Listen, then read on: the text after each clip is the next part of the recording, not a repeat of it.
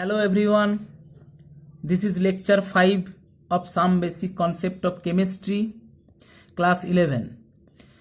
lecture 4 এ আমরা what is equivalent weight অর্থাৎ তুল্যাঙ্ক ভার কি এটা নিয়ে আলোচনা করেছিলাম। এছাড়াও আমরা আইসোলেটেড ফর্মে কিভাবে তুল্যাঙ্ক ভার নির্ণয় করব সেটা নিয়েও আলোচনা করেছিলাম। আজকের লেকচারে মূল বিষয়বস্তু হলো equivalent wait calculation but in a chemical reaction, অর্থাৎ কোনো স্পিসিস যদি কেমিক্যাল রিঅ্যাকশানে ইনভলভ হয় তখন সেই স্পিসিসটার ইকুইভ্যালেন্ট ওয়েট কি করে ক্যালকুলেট করব সেটা আজকে দেখব।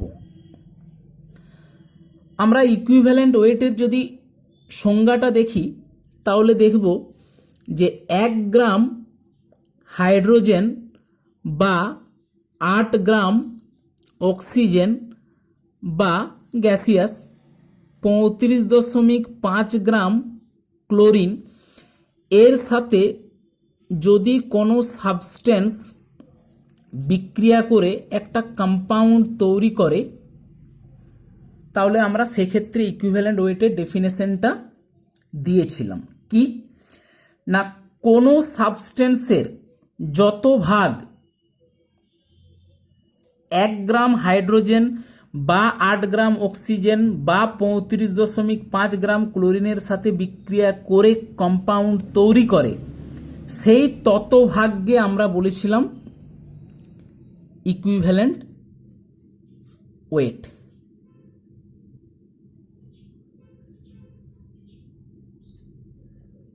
ক্লিয়ার? এখন এই ইকুইভ্যালেন্ট ওয়েটের একটা ম্যাথমেটিক্যাল ফর্ম আমরা দেখেছিলাম যে equivalent weight equal to molar mass divided by n factor.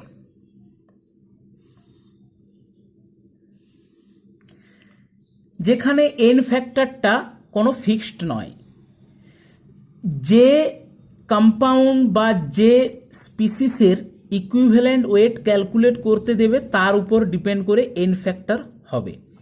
যদি কোনো এলিমেন্টের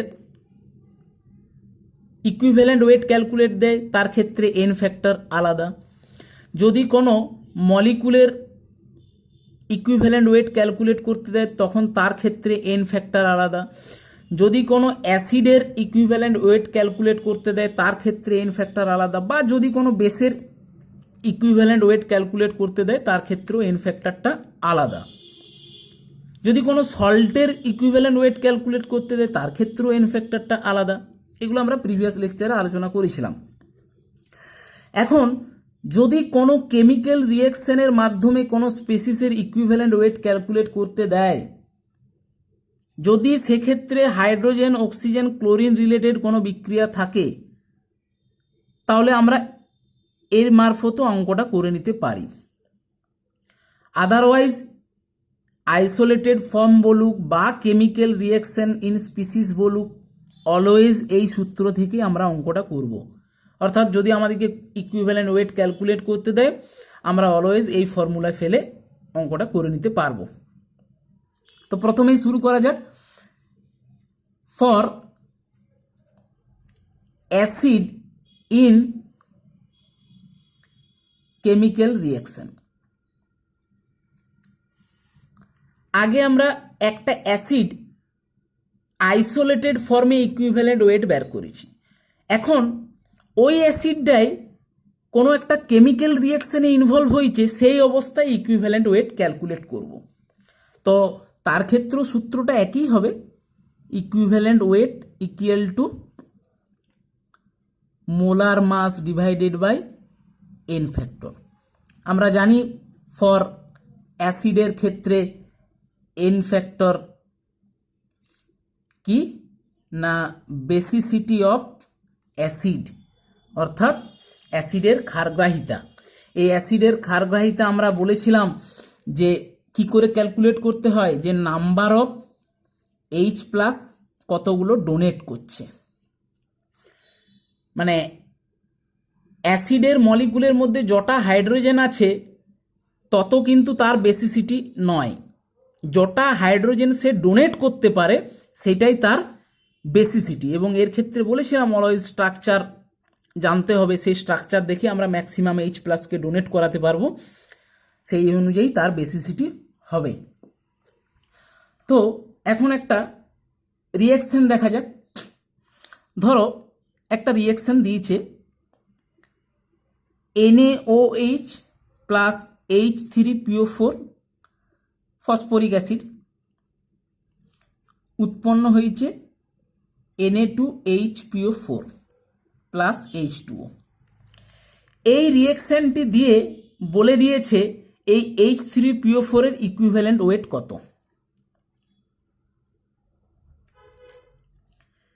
যদি শুধু আমাকে H3PO4 দিয়ে দিত ইকুইভ্যালেন্ট ওয়েট, তাহলে আমি equivalent weight equal to molar mass by n factor করে নিতাম, এবং আমরা জানি যে H3PO4 এর ক্ষেত্রে এন ফ্যাক্টর অর্থাৎ বেসিসিটি অফ অ্যাসিড কত, 3। কেন না, স্ট্রাকচার দেখি H3PO4 এর, এটা দেখো 3টে এইচ বেরোতে পারে। সো এই ক্ষেত্রে number of H plus donated 3, ফলে বেসিসিটি অফ অ্যাসিড 3। কিন্তু এই ক্ষেত্রে রিয়াকশানে দিয়ে দিয়েছে, তাহলে আমি কি দেখতে পাচ্ছি যে এখানে H3PO4 আছে, আমার এখানে কি তৈরি হয়েছে Na2HPO4। তাহলে 3টে হাইড্রোজেনের থেকে একটা হাইড্রোজেন আছে, তার মানে 2টো হাইড্রোজেনকে ডোনেট করেছে। So number of H plus donated equal to 2, আর আমরা এইচ প্লাস যত ডোনেট করে সেটাই তার basicity of acid equal to 2, অর্থাৎ equivalent weight of H3PO4 equal to কি হবে, molar mass of H3PO4 divided by basicity of H3PO4। Molar mass কত H3PO4 এর, হাইড্রোজেন 1 3টে আছে, ফসফরাস 31, অক্সিজেন 16, যোগ করলে হবে 98, আর বেসিসিটি অফ H3PO4 কত বেরোলো এখানে 2। সো 2, উত্তর আসবে 49। এখন যদি এই H3PO4 এর শুধু ইকুইভ্যালেন্ট ওয়েট ক্যালকুলেট করতে দিত, তাহলে কিন্তু আমি number of H plus donated maximum দেখতাম 3টে, ফলে বেসিসিটি 3। কিন্তু এই রিয়াকশনে আমি দেখছি ব্যাপারটা একটু আলাদা হয়ে গেছে। কি না, H3PO4 এ ম্যাক্সিমাম 3টে ডোনেট করতে পারে, কিন্তু এই রিয়াকশনে দেখতে পাচ্ছি সে 2টো ডোনেট করেছে, একটা কিন্তু নিজের কাছে রেখে দিয়েছে। ফলে number of H plus donated 2, basicity of acid 2, সেক্ষেত্রে ইকুইভ্যালেন্ট ওয়েটটাও কিন্তু চেঞ্জ হয়ে গেল। অর্থাৎ যখন শুধু H3PO4 এর ইকুইভ্যালেন্ট ওয়েট ক্যালকুলেট করতে দিত যা আসতো, এই রিয়াকশনে H3PO4 এর ইকুইভ্যালেন্ট ওয়েট কিন্তু আলাদা। ক্লিয়ার? সিমিলার যদি আমি আরও একটা এক্সাম্পল দেখি, ধরো CaOH এর হোল 2 প্লাস H2CO3, এই রিয়াকশনটা দেখলে আরও ক্লিয়ার হবে। CaHCO3 এর হোল 2 প্লাস H2O, এই রিয়াকশনে আমাকে বলেছে এই H2CO3 এর ইকুইভ্যালেন্ট ওয়েট কত। এই রিয়াকশনটা দিয়ে কিন্তু বলেছে যে H2CO3 এর ইকুইভ্যালেন্ট ওয়েট কত। এখন যদি আমাকে শুধু H2CO3 দিত, তাহলে আমি কি করতাম, স্ট্রাকচার করতাম। ম্যাক্সিমাম কটা এইচ প্লাস ডোনেট করতে পারে, 2টো। সেক্ষেত্রে বেসিসিটি আমি কত লিখতাম? 2। কিন্তু এখানে আমি যদি রিয়েকশনের দিকে তাকাই তাহলে দেখতে পাবো যে H2CO3 একটি মাত্র H+ ডোনেট করেছে। কেন? দুটো ছিল আর একটা নিজের কাছে আছে, তাহলে নিশ্চয়ই একটাই ডোনেট করেছে। সো এই ক্ষেত্রে number of H+ donated 2, basicity of H2CO3 equal to 2। অতএব ইকুইভ্যালেন্ট ওয়েট ইকুয়াল টু কি হবে? H2CO3 এর molar mass 62 divided by number of H+ donated এখানে 1, তাহলে বেসিসিটিও এখানে 1।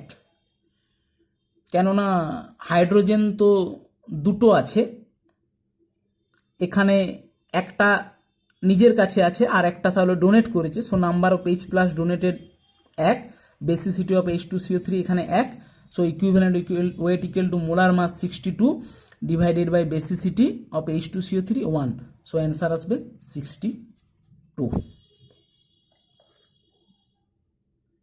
ক্লিয়ার? তো এইভাবে আমরা কেমিক্যাল রিয়েকশনের মাধ্যমে যে কোনো কেমিক্যাল স্পিসিসের ইকুইভ্যালেন্ট ওয়েট এইভাবে বের করে থাকি। যদি 2 নম্বরে দেখি যে for oxidising agent and reducing agent in a redox reaction,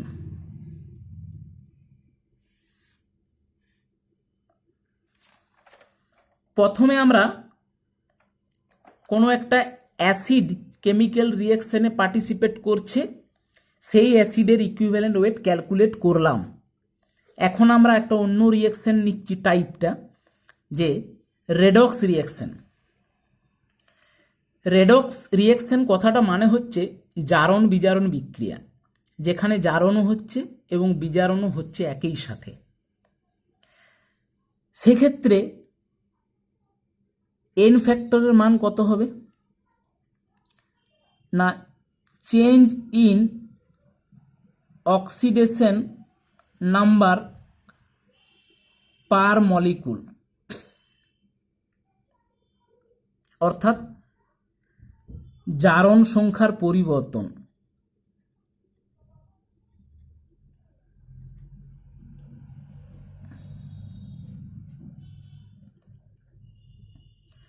মানে জারণ সংখ্যার পরিবর্তন কত হলো সেটাই হচ্ছে এন ফ্যাক্টর। তাহলে ইকুইভ্যালেন্ট ওয়েট কার? না অক্সিডাইজিং এজেন্ট বা রিডিউসিং এজেন্টের। অক্সিডাইজিং এজেন্ট মানে জারক দ্রব্য, রিডিউসিং এজেন্ট মানে বিজারক দ্রব্য। তো তার যদি ইকুইভ্যালেন্ট ওয়েট ক্যালকুলেট করতে দেয় আমরা সূত্র লাগাবো molar mass divided by n ফ্যাক্টরটা কত? Charge in oxidation number per molecule. একটা এক্সাম্পল দেখা যাক, যে কি এক্সাম্পল নেওয়া যাক। ধরে নাও একে এক্সাম্পল নিচ্ছি, MnO4 plus Fe2 plus plus H plus acidic মিডিয়ামে রিয়াকশনটা ঘটাচ্ছি। উৎপন্ন হচ্ছে Fe3 plus plus Mn2 plus হবে প্লাস জল উৎপন্ন হবে। এখন এটা হচ্ছে একটা রেডক্স রিয়াকশন, মানে রিডাকশনও হচ্ছে আবার অক্সিডেশনও হচ্ছে। আমি যদি দেখি Mn এর অক্সিডেশন স্টেট এখানে +7, তাহলে +7 থেকে +2 হয়েছে, এটা কিন্তু বিজারণ অর্থাৎ রিডাকশন। আবার Fe2 প্লাস থেকে Fe3 প্লাস এটা কিন্তু জারণ অক্সিডেশন। +7 থেকে ইলেকট্রন গ্রহণ করেছে তাই +2 হয়েছে, আর ইলেকট্রন গ্রহণ মানে আমরা জানি বিজারণ। +2 থেকে আবার ইলেকট্রন বর্জন করে +3 হয়েছে, ইলেকট্রন বর্জন মানে আমরা জানি জারণ। প্রথমে আমরা জারণ বিজারণ আইডেন্টিফাই করে নিলাম। এখন আমাকে অক্সিডাইজিং এজেন্ট আর রিডিউসিং এজেন্টকে সেটা দেখতে হবে। এই MnO4 নিজে কি হয়েছে, বিজারিত হয়েছে, তাহলে অপরকে কি করবে, নিশ্চয়ই জারিত করবে। তাহলে this is oxidising agent. Fe2+ নিজে জারিত হয়েছে, তাহলে অপরকে কি করবে, বিজারিত করবে। তো অপরকে যা করে সেটাই তো সে, তাহলে এ রিডিউসিং এজেন্ট। মানে MnO4 হলো জারক দ্রব্য, Fe2+ হলো বিজারক দ্রব্য। এখন যদি আমাকে ইকুইভ্যালেন্ট ওয়েট ক্যালকুলেট করতে বলে যে কোনো একটার, যদি বলে অক্সিডাইজিং এজেন্ট তাহলে অক্সিডাইজিং এজেন্টের করব, যদি বলে রিডিউসিং এজেন্ট তাহলে রিডিউসিং এজেন্টের করব। তাহলে যদি আমি ক্যালকুলেট করি equivalent weight of oxidising agent, মানে এই MnO4 মাইনাসের কি করব, মোলার মাস, ম্যাঙ্গানিজের 55 প্লাস অক্সিজেনের 16 আছে 4খানা, 64 ডিভাইডেড বাই এইখানে দেখো এই অক্সিডাইজিং এজেন্টের জারণ সংখ্যার পরিবর্তনটা কত হয়েছে, +7 থেকে +2, মানে পরিবর্তন কত, 5। উত্তর আসবে 119 ডিভাইডেড বাই 5 সমান হচ্ছে 23.8। এটাই যদি আবার equivalent weight of reducing agent calculate করতে দিত, তাহলে এই রিডিউসিং এজেন্টটার আমি মোলার মাস কত, 56, আয়রন পরিবর্তন কত হয়েছে, +2 থেকে +3, 1, তাহলে উত্তর আসবে 56। তাহলে ইকুইভ্যালেন্ট ওয়েট যদি আমাকে অক্সিডাইজিং এজেন্টের ক্যালকুলেট করতে দেয় তখন আমি এটা করব, যদি equivalent weight of reducing agent করতে দেয় তখন আমি এটা করব।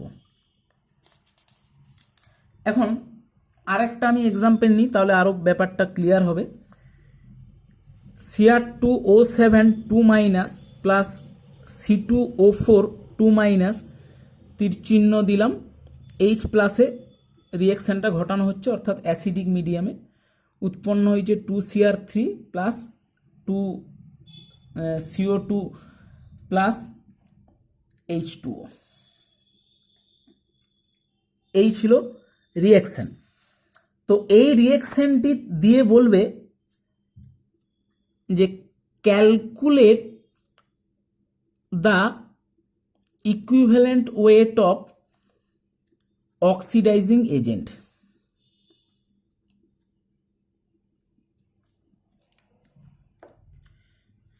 এই রিয়াকশানটি দিয়ে বলবে যে calculate the equivalent weight of oxidising agent. বলে দেওয়া থাকবে না যে কোনটা অক্সিডাইজিং এজেন্ট বা কোনটা রিডিউসিং এজেন্ট, বিক্রিয়া দেখে কিন্তু আমাকে আগে প্রথমে অক্সিডাইজিং এজেন্ট বা রিডিউসিং এজেন্টটা কিন্তু আইডেন্টিফাই করে নিতে হবে, তারপরেই আমি ইকুইভ্যালেন্ট ওয়েটের সূত্র লাগাতে পারি। তাহলে আমি বিক্রিয়াটা আগে লিখি যে Cr2O7 2- plus C2O4 2- plus H+ মিডিয়ামে ঘটানো হচ্ছে 2Cr3 plus plus 2CO2 plus জল। এখন এখানে ক্রোমিয়াম অবশ্যই +6 অক্সিডেশন স্টেটে আছে, এখানে ক্রোমিয়াম 3+ আছে, তাহলে আমি দেখতে পাচ্ছি 6 থেকে 3 মানে ইলেকট্রন গ্রহণ হয়েছে, তার মানে রিডাকশন মানে বিজারণ। এখানে কার্বনের অক্সিডেশন স্টেট দেখি +3, আর এখানে কার্বনের অক্সিডেশন +4, তাহলে এখানে 3 থেকে 4 মানে ইলেকট্রন বর্জন করেছে, অর্থাৎ অক্সিডেশন হয়েছে, তার মানে জারণ হয়েছে। ব্যাস, এ যদি নিজে বিজারিত হয় তাহলে অপরকে কি করবে, জারিত করবে। পেয়ে গেলাম আমি এটা অক্সিডাইজিং এজেন্ট। এরপরে আমি ইকুইভ্যালেন্ট ওয়েট ক্যালকুলেট করব। ফর্মুলা, এর মোলার মাস ক্রোমিয়ামের 52 দেওয়া থাকবে, ক্রোমিয়ামের 52 পারমাণবিক ভর ইন্টু 2 প্লাস অক্সিজেনের 16 ইন্টু 7 ডিভাইডেড বাই, এইখানে একটু টুইস্ট আছে ব্যাপারটা। তুমি যদি +6 থেকে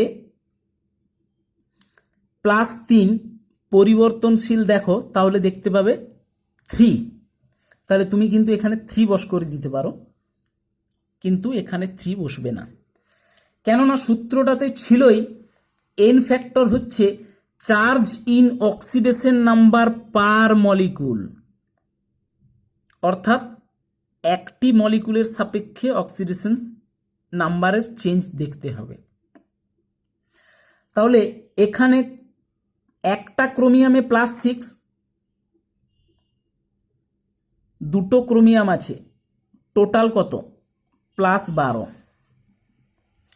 এখানে একটা ক্রোমিয়ামে +3, দুটো ক্রোমিয়াম আছে, তাহলে কত হবে +6। এই পরিবর্তনটা আমি দেখব যে 12 থেকে 6-এর পরিবর্তন কত হয়েছে, তার মানে টোটাল পরিবর্তন 6, অর্থাৎ এটা উত্তর আসবে 36। ক্লিয়ার? তাহলে আমি যদি চেঞ্জ ইন অক্সিডেশন নাম্বার দেখি তাহলে দেখতে পাবো 6 থেকে 3, তার মানে আমি এখানে 3 বস করে দেবো, আমার কিন্তু ভুল হয়ে যাবে। আমাকে টোটাল হিসাব করতে হবে অক্সিডেশন নাম্বারের চেঞ্জ কত, না এখানে একটা ক্রোমিয়ামে +6 ছিল, আছে কটা, দুটো, তো টোটাল +12। এখানে একটা ক্রোমিয়ামে +3 আছে কটা, দুটো, সেই হিসাবে +6, তাহলে পরিবর্তন কত হলো, 12 থেকে 6 বিয়োগ করলে 6। ক্লিয়ার?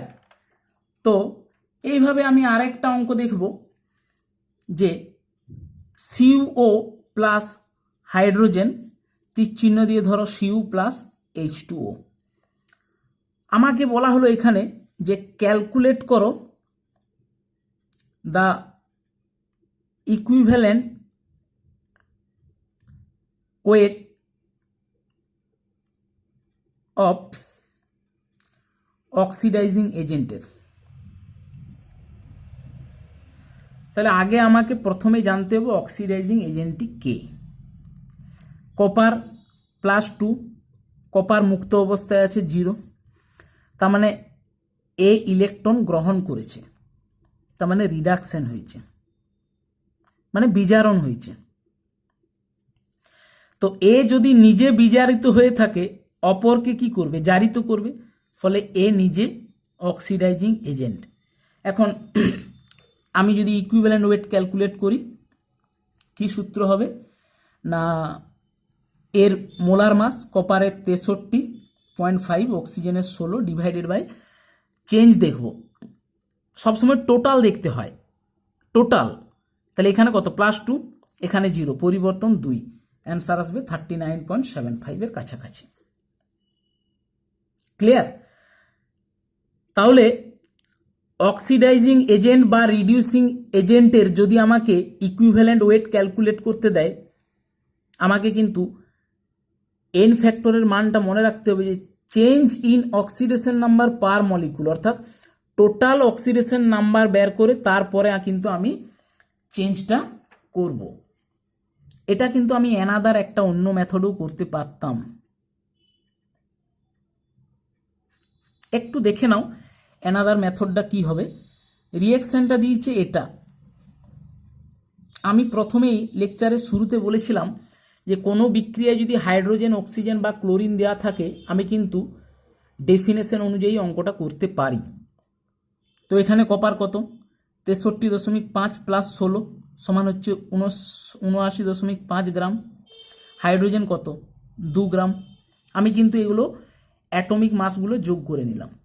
এখন আমি বিক্রিয়া থেকে কি দেখতে পাচ্ছি, 2 গ্রাম হাইড্রোজেনের সাথে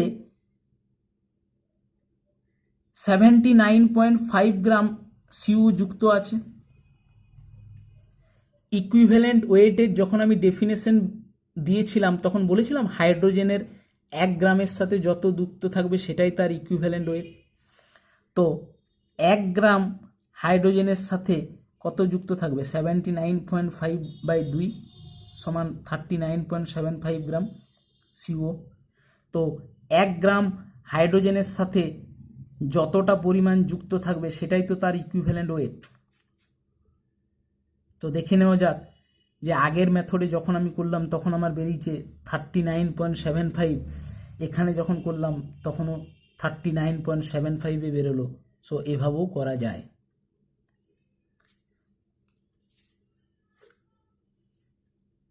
এখন একটা জিনিস নোটস করতে হবে, কোনো একটি সাবস্টেন্স যদি আইসোলেটেড ফর্মে যে তুল্যাঙ্কভার দেখাবে, ওই সাবস্টেন্সটি যদি কোনো কেমিক্যাল রিয়েকশনে থাকে তাহলে কিন্তু সেই তুল্যাঙ্কভার দেখাবে না, অর্থাৎ আলাদা দেখাবে। একটা যদি এক্সাম্পল নিই, ধরো I2 আইসোলেটেড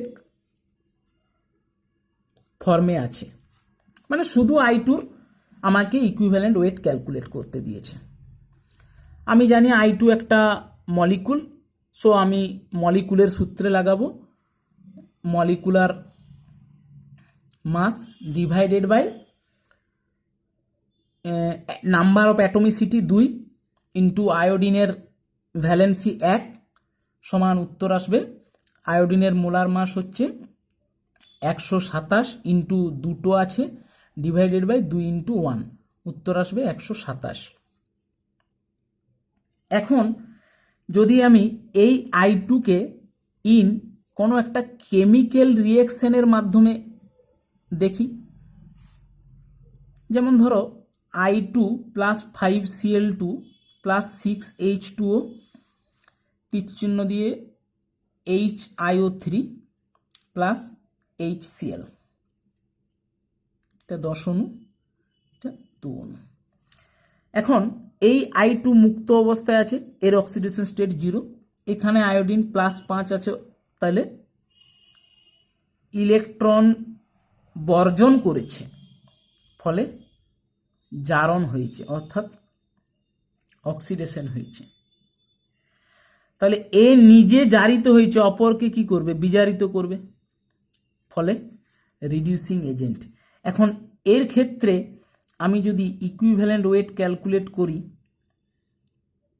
তাহলে আমার কিন্তু ওই রিডিউসিং এজেন্ট বা অক্সিডাইজিং এজেন্টের ফর্মুলাটা অ্যাপ্লাই হবে না। ইকুইভ্যালেন্ট ওয়েট ইকুয়াল টু কী হবে? Molar mass of I2 divided by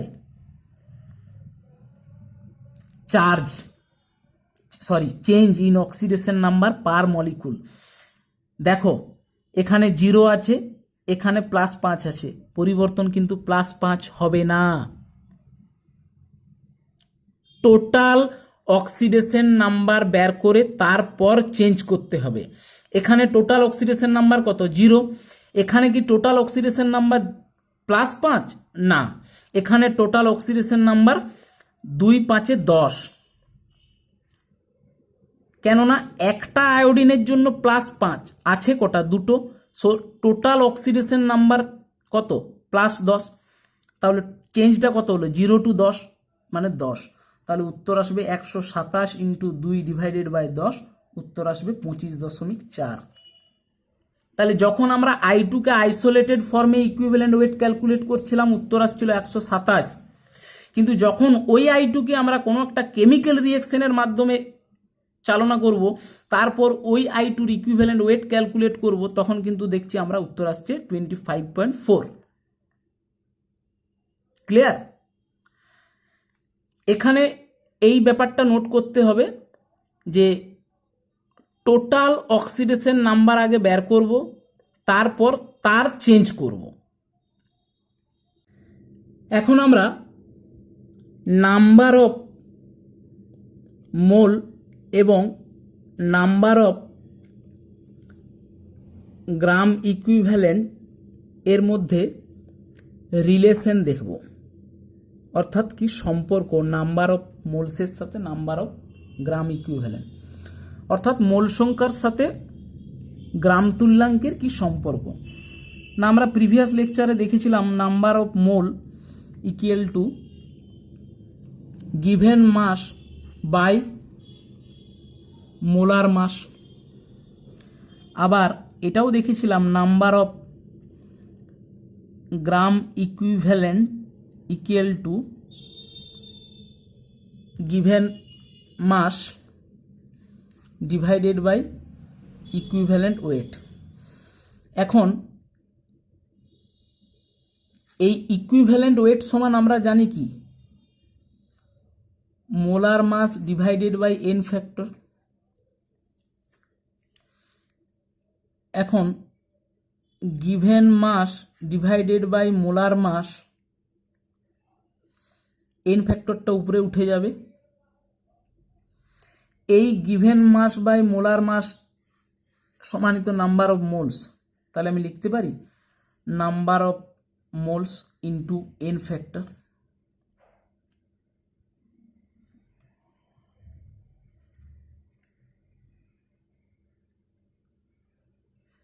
This is the relation.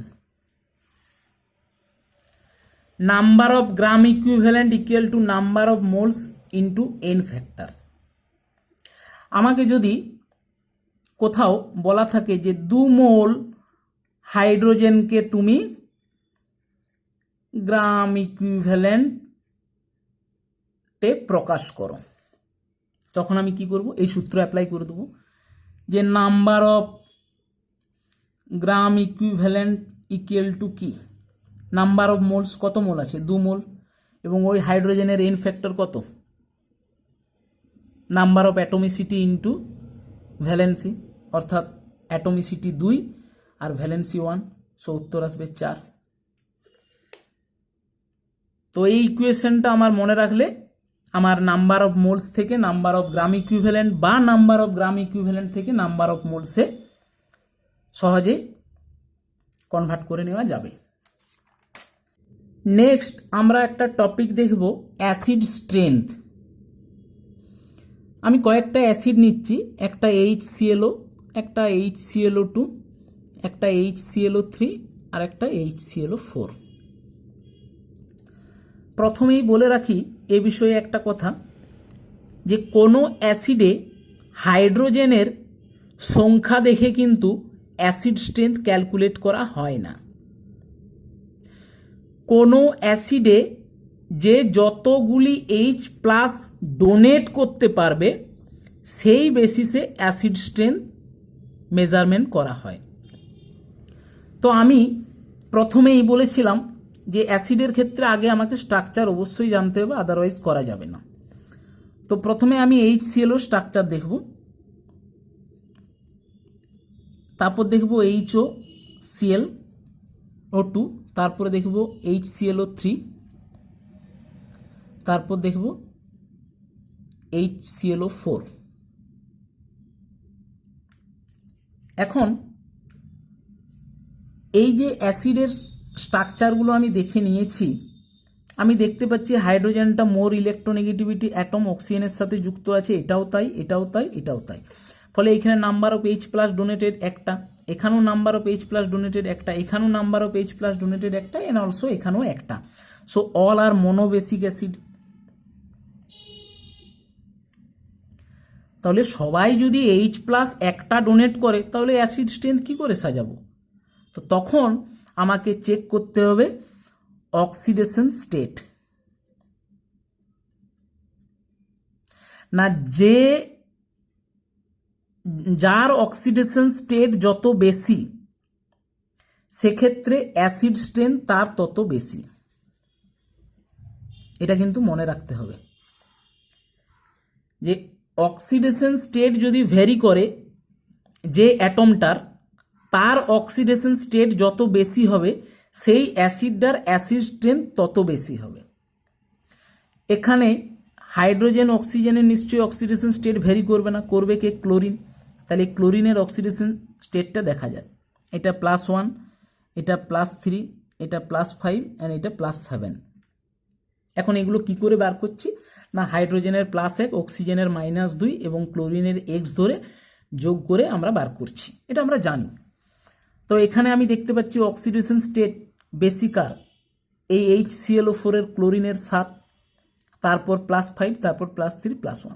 So আমি যদি অ্যাসিড স্ট্রেংথের অর্ডারটা সাজাই কি হবে? HClO4 সবচেয়ে বেশি, তারপর HClO3, তারপর HClO2, তারপর HClO। তো এখন হয়তো এটা কনফিউজ লাগছে যে অক্সিডেশন স্টেট বাড়লে কি করে অ্যাসিড স্ট্রেংথ বাড়ে। দেখো, অক্সিডেশন স্টেট যত বাড়ছে ইলেকট্রন ডেফিসিয়েন্সি তত বাড়ছে ওই অ্যাটমটার মধ্যে। তাহলে ক্লোরিনের তো মোর ইলেকট্রোনেগেটিভ, ওর তো ইলেকট্রন দরকার, ও অক্সিজেনের কাছ থেকে ইলেকট্রন টানবে, ফলে এই OH বন্ধনটা খুব দুর্বল হয়ে যাবে, ফলে সহজেই H+ বেরিয়ে যাবে। তাহলে এর ক্ষেত্রে খুব তাড়াতাড়ি H+ বেরোবে, এর ক্ষেত্রে একটু কম সময় নিয়ে বেরোবে, এর ক্ষেত্রে একেবারেই কম, এর ক্ষেত্রে একেবারেই কম। তাই এর অ্যাসিডিটি সবচেয়ে বেশি, তারপর এর। ক্লিয়ার? এখন নেক্সট আর একটা কোশ্চেনে আসছি যে H3PO4, H3PO3 অ্যান্ড H3PO2 এই তিনটে অ্যাসিড দিয়ে বলছে যে কার অ্যাসিডের স্ট্রেংথ বেশি। প্রথমেই বলে নিয়েছি যে নাম্বার অফ হাইড্রোজেন অ্যাটম দেখে কিন্তু অ্যাসিড অর্ডার করা যায় না। যদি নাম্বার অফ হাইড্রোজেন অ্যাটম দেখা যায় তাহলে এখানেও তিনটে, এখানেও তিনটে, এখানেও তিনটা। তো প্রথমেই আগে কিন্তু স্ট্রাকচার করে নিতে হবে যে H3PO4 এর স্ট্রাকচার কি, এটা। H3PO4 এর স্ট্রাকচার কি, P double bond OH, OH hydrogen. H3PO2 কি, এটা। এখন আমি দেখতে পাচ্ছি এখানে মোর ইলেকট্রোনেগেটিভ অ্যাটম অক্সিজেনের সাথে যুক্ত হাইড্রোজেন তিনটে আছে, ফলে তিনটে H+ বেরোবে। এখানে মোর ইলেকট্রোনেগেটিভ অ্যাটম অক্সিজেনের সাথে যুক্ত দুটো হাইড্রোজেন আছে, ফলে দুটো H+ বেরোবে। এখানে মোর ইলেকট্রোনেগেটিভ অ্যাটম অক্সিজেনের সাথে একটা হাইড্রোজেন যুক্ত আছে, ফলে একটা H+ বেরোবে। সো এই ক্ষেত্রে নাম্বার অফ H+ ডোনেটেড তিনটা, এক্ষেত্রে নাম্বার অফ H+ ডোনেটেড দুটো, এক্ষেত্রে নাম্বার অফ H+ ডোনেটেড একটা। So this is tribasic acid, this is dibasic acid and this is monobasic acid. So number of H+ যদি সবচেয়ে বেশি দেয় তাহলে তো ও তো অ্যাসিড স্ট্রেংথ বেশি হবেই, অর্থাৎ H3PO4 এর অ্যাসিডিক সবচেয়ে বেশি, তারপর H3PO3, তারপর H3PO2। যদি সেম বেসিক অ্যাসিড হয়, অর্থাৎ মনোবেসিকের মধ্যে কম্পেয়ার করতে দিয়েছে, বা 2 বেসিকের মধ্যে কম্পেয়ার করতে দিয়েছে, বা ট্রাই বেসিকের মধ্যে কম্পেয়ার করতে দিয়েছে, তখন কিন্তু আমাকে এই অক্সিডেশন স্টেট দিয়ে ব্যাখ্যা করতে হবে যে কে কত তাড়াতাড়ি H+ দেয়। আর যদি আমাকে মনো ডাই ট্রাইয়ের মধ্যে কম্পেয়ার করতে দেয় তাহলে তো অবভিয়াসলি ট্রাইবেসিক অ্যাসিডের অ্যাসিড স্ট্রেংথ বেশি হবেই, কেননা সেখানে H+ এর ডোনেটেড সংখ্যাটা বেশি। তো সেক্ষেত্রে এইভাবেই অ্যান্সার করা যায়। ক্লিয়ার? ওকে।